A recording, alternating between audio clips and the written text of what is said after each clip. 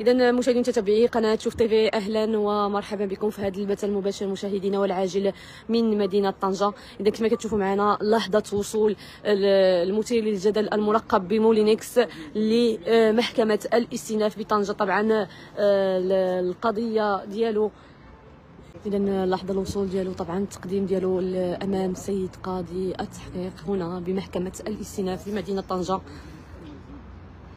إذا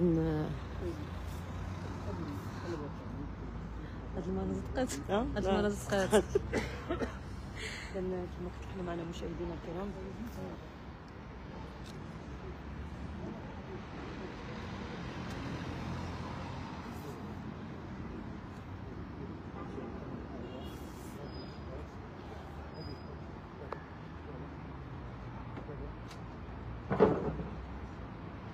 في انتظار نزول مولينكس من سيارة الأمن. كما كتلاحظوا معنا مشاهدينا مشاهدي قناة شوف تيفي الكرام، في هذه اللحظات غادي ينزل مولينكس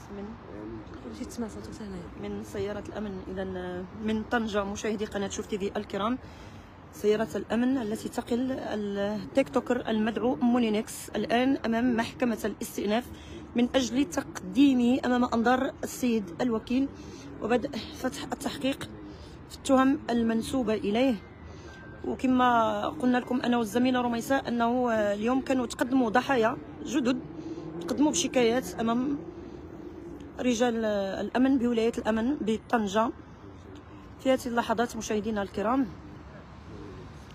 طبعا كاين بحقه أكثر من شكاية، طبعا ما كاينش زعما سميرة أيضا بدورك قدمتي شكاية ضده. نعم أنا كذلك تم الاستماع إلي بخصوص الشكاية ديالي ضده، وأيضا كاينة الملقبة بالشنوية. نمشيو الجهة الأخرى، يلا شنو جهة؟ يلا غيزيدو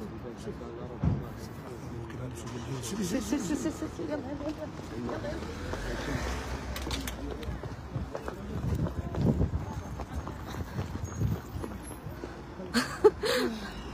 عاوتاني جون اجي معنا